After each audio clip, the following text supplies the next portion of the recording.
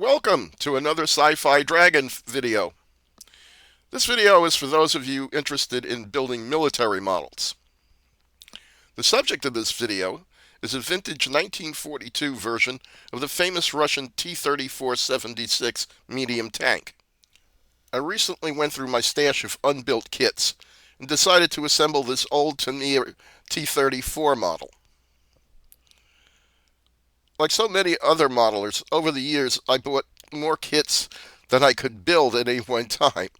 As a result, I became more of a model collector than a model builder. According to the note I scribbled on the box when I bought this kit, I've had it in my collection since 1985. So I guess this is a vintage build? Well, anyway, this kit may be older than some of you viewers. 37 years is a long time to wait to build a kit. So I think I should get started before this golden oldie gets any older. One thing that gives away the age of this kit is the fact that it's motorized. Yeah, it comes with a gearbox and parts to construct a battery compartment in the lower hull. I'm going to build this as a static display model, so I won't need the battery holder parts. I already looked over the instructions. Unfortunately, I'll have to keep the gearbox and its copper axles to mount the tank's drive sprockets.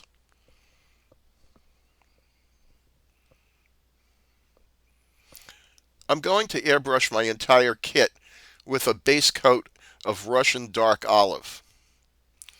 Before I can spray paint the underside of the hull, I have to eliminate these holes in the bottom of the tank. I don't expect anybody to turn over my T-34 and look at it, but filling in these unnecessary holes is a matter of being thorough and getting the finished model to look as much like the real thing as possible. Eliminating the holes in the bottom of the hull is a three-step process. Step 1. Cover the holes with sheet styrene plastic from inside the hull. This will prevent the putty that you're going to add next from dropping through into the inside of the tank.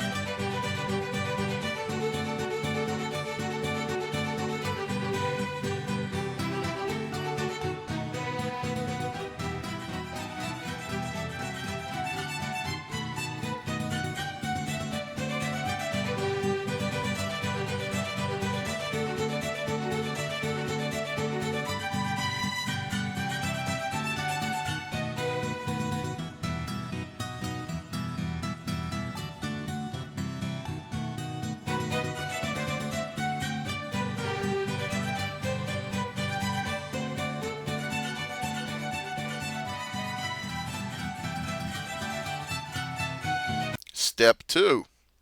Fill the holes with model putty. I'm using Tamiya's white putty.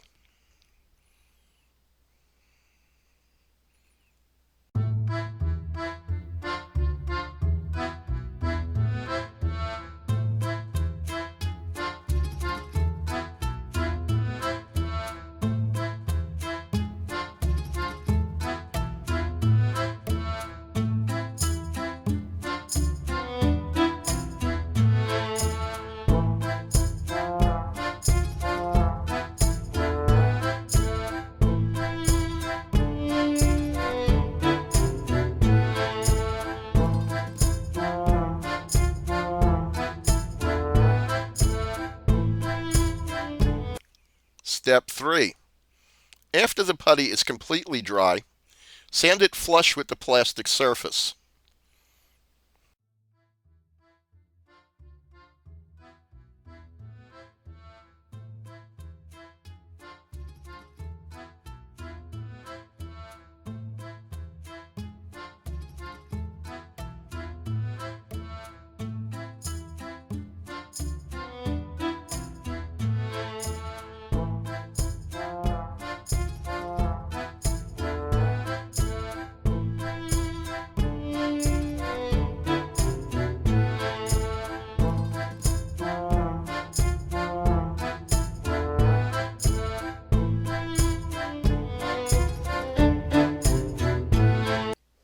There's one more thing I have to do before I can start airbrushing the model.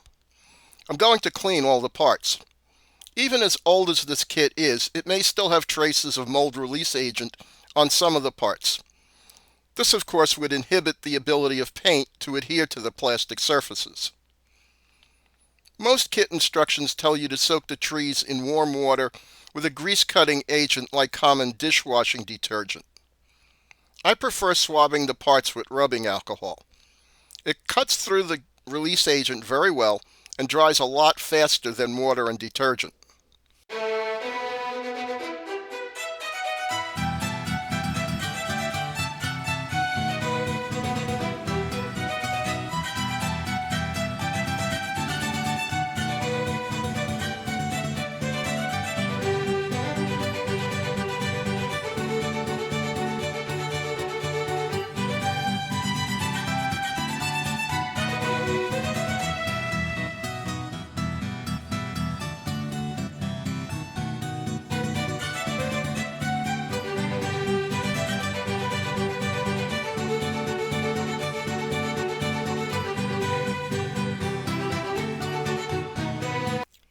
This is Mission Model's Russian Dark Olive, FS number 34096. This will be the base coat and overall color for my T34. Any detailing or weathering will be hand brushed on later. Isopropyl alcohol is not only a great cleaning agent, it's also an excellent thinner for water-based acrylic paints. It evaporates faster than using water as a thinner and is less expensive than hobby paint thinners. I'm using a 91% solution of isopropyl rubbing alcohol to thin my paint. This will make the paint dry a lot faster and will provide a very flat finish, which is ideal for any sort of military model.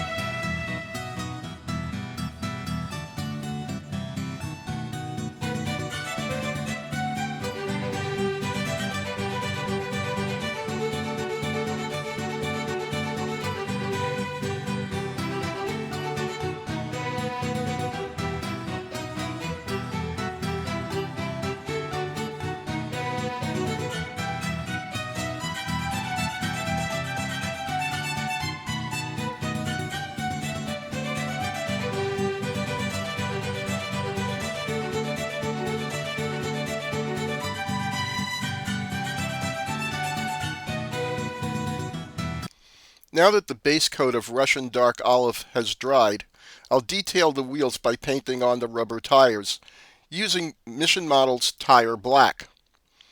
I prefer this because it's not really as dark as flat black, which is what the kit calls for, and looks like it's weathered rubber. Much better look for a tank that's been running around in the winter snows of Russia for who knows how long. Anyway, I still prefer doing this part of the job by using a small fine point brush.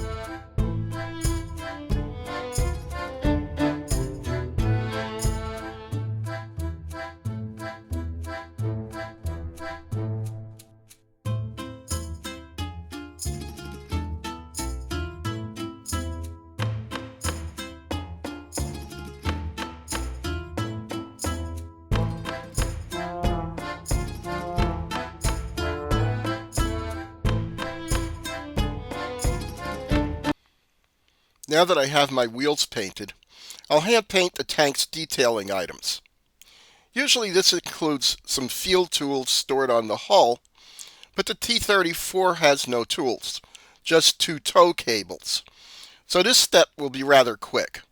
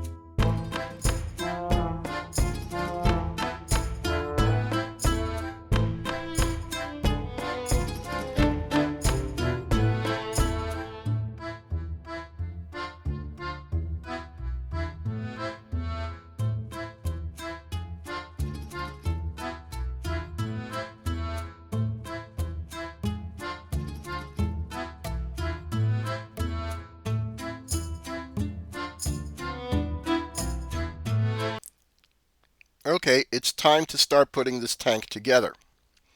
It's a very simple kit, and I'll just follow the instruction steps. The first assembly step in the instructions is to assemble the wheels, drive sprockets, and idler wheels.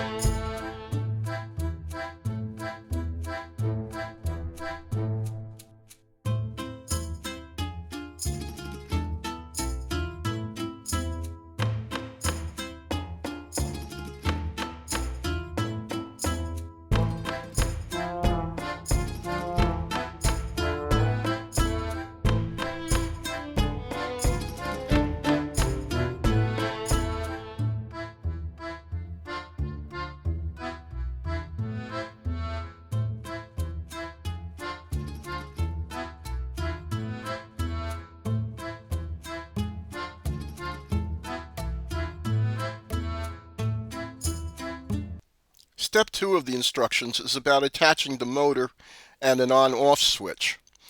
Since I'm not installing a motor, I'm just going to completely skip this step. Normally, step 3 would begin by attaching the gearbox in the lower hull with a screw through the bottom of the hull. Since I eliminated the hole for that screw, I have to improvise a way to keep the gearbox in place. I think some cyanoacrylate cement reinforced with a little hot glue should do the trick.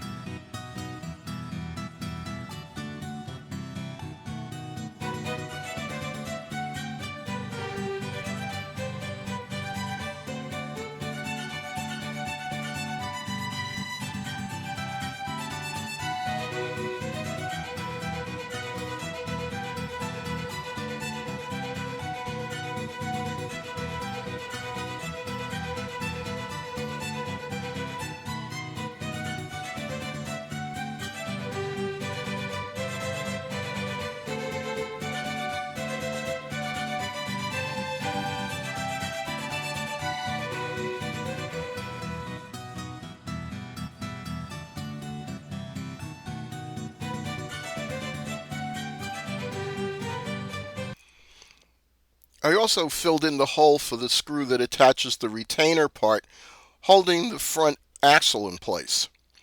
No problem. I can simply glue the retainer part in place with plastic welder.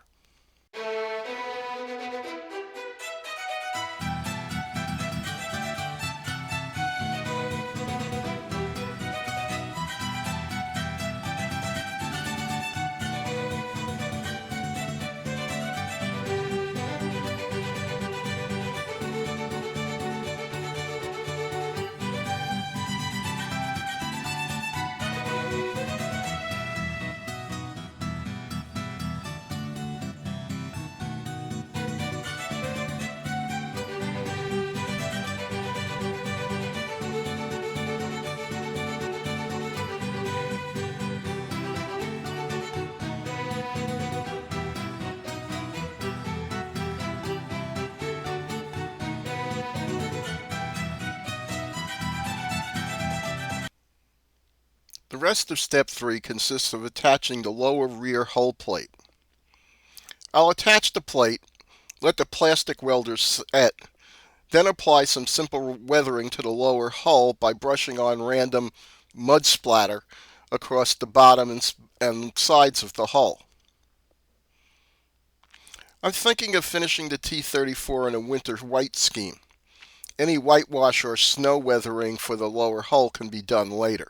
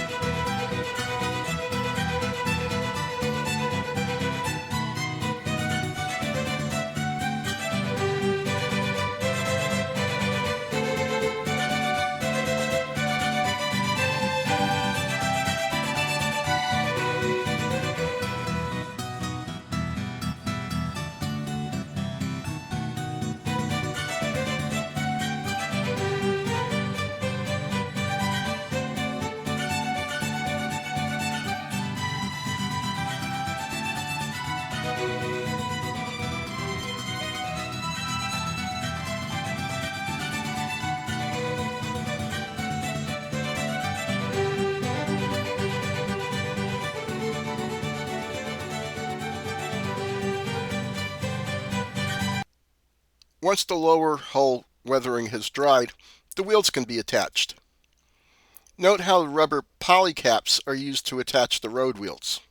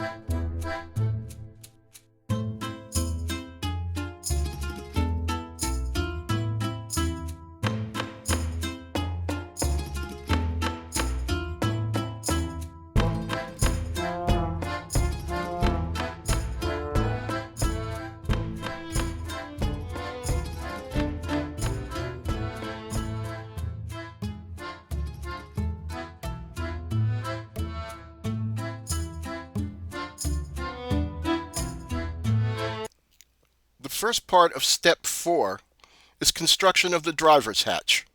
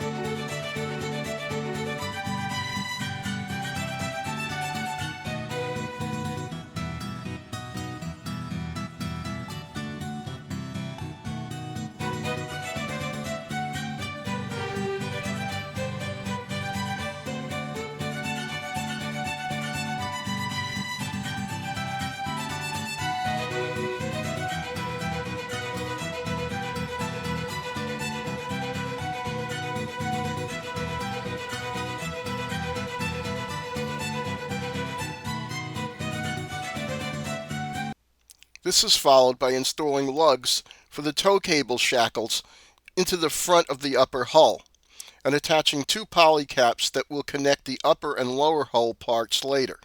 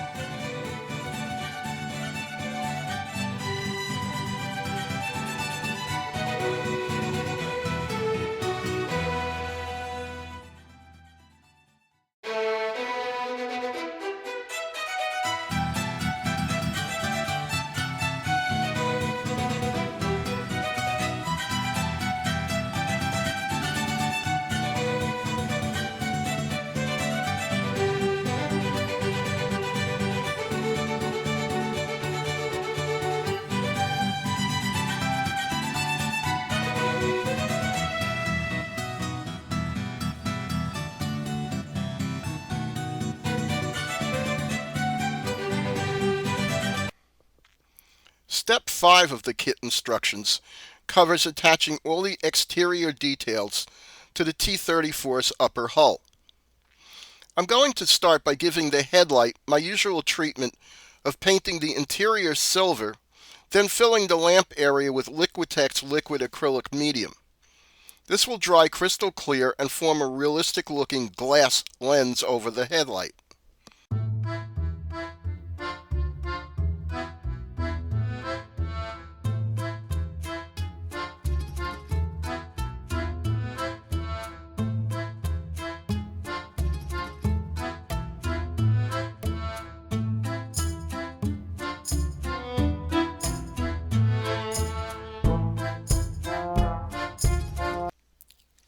While the acrylic lens in my headlight dries, I'll just follow the kit instructions and attach the detail parts to the upper hull. The headlight will be the last thing I attach to the hull.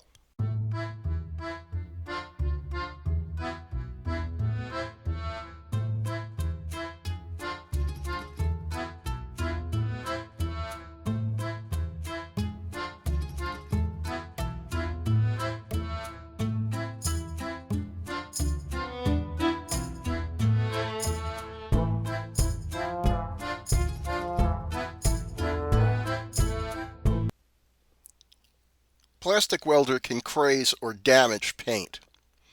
To avoid damaging painted surfaces, I apply plastic welder to the inside of the model or to the backside of individual parts wherever possible. To make my T34 model a bit unique, I'm going to add a driver figure, which the Tamiya kit does not include. I'm going to use a driver from the Sreda Russian tank crew kit. Appropriately, Zveta kits are actually made in Russia. Since I'm adding a driver, I've decided to button up the turret and omit the Tamiya commander figure. I'll save him for another T34 or maybe a KV tank model. To install my driver, I'm going to have to rig up a mount made from Plastruct L-beams and small scraps of styrene sheet plastic. I'll weld the finished driver to the mount and then position him behind the open hatch and weld him in place.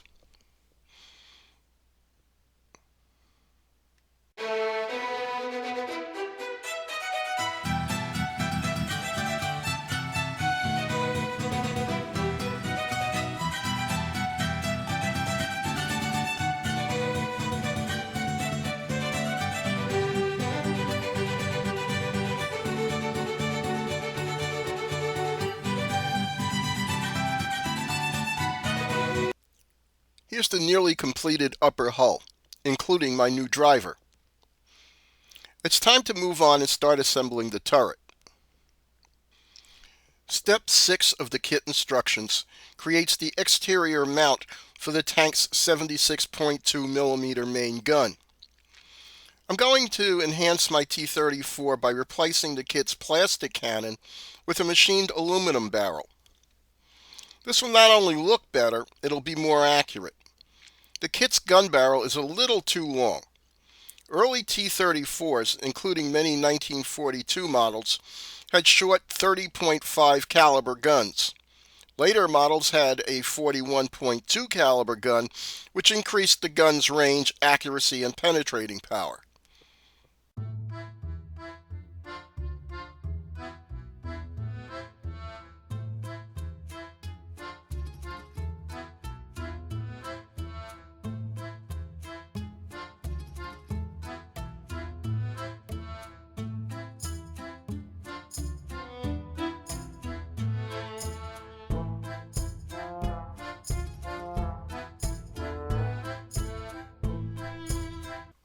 It seems odd to me, but the kit instructions call for painting the inside of the turret hatch flat white, but they don't mention painting the inside of the turret at all, except for the two seats which are supposed to be flat brown.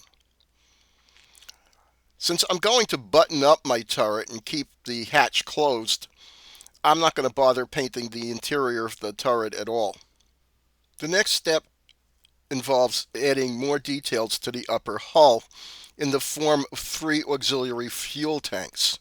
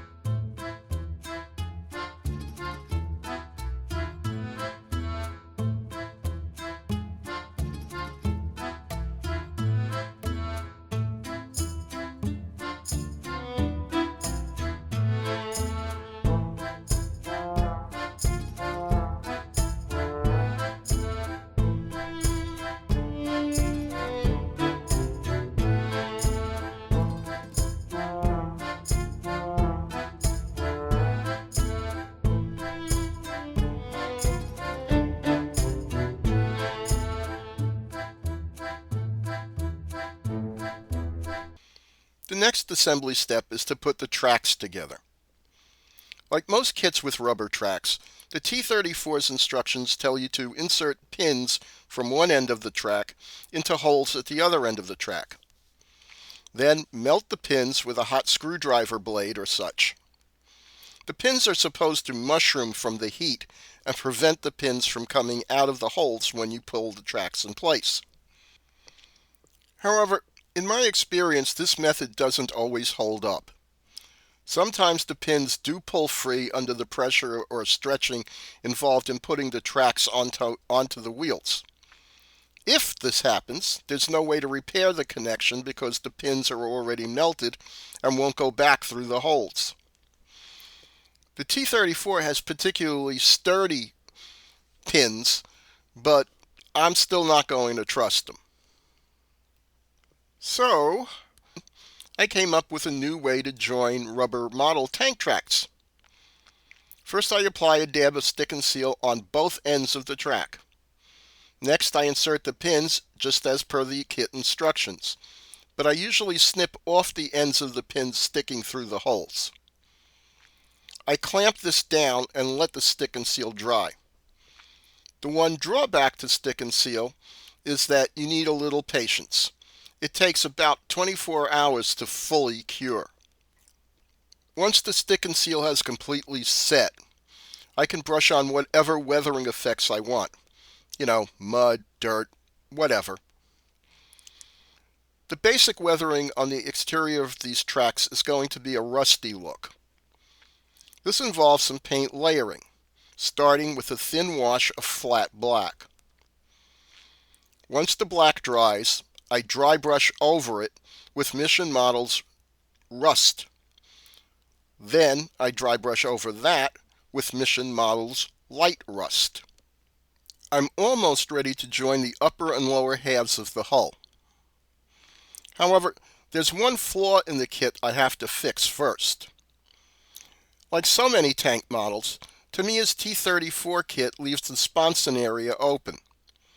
In this case, the sponson I'm referring to is that area where the upper hull overhangs the vertical sides of the lower hull. To close this wide gap, I cut two pieces of 040 styrene sheet plastic to shape, one for the right side of the T34, the other for the left side. I'll simply weld these in place along the bottom edge of the upper hull. When the plastic welder has fully set and the sponson covers are securely in place, I'll just connect the upper and lower hull parts according to the kit's instructions.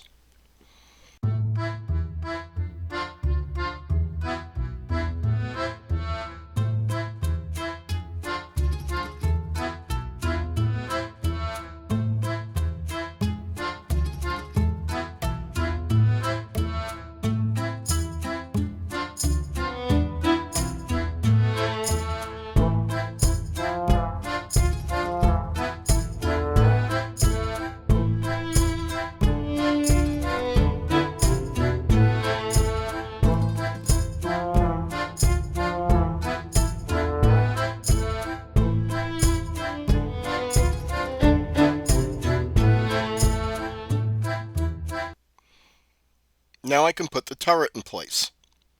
My T34 is completed. Well, sort of. There are a few little details that still have to be added to the upper hull.